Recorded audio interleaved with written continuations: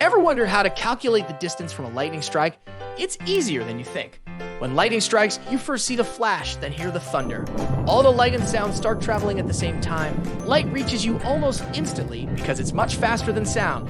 This difference is what helps us figure out how far away the lightning struck.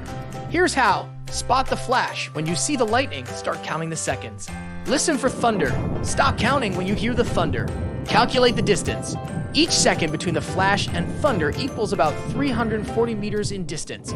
So if you count 5 seconds, the lightning struck about 1.7 kilometers away.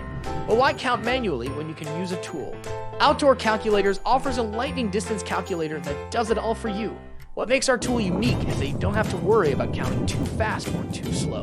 Just let the tool do the work and get an accurate distance instantly. Now you can easily determine the distance of a lightning strike or let Outdoor Calculators handle it for you. Stay safe.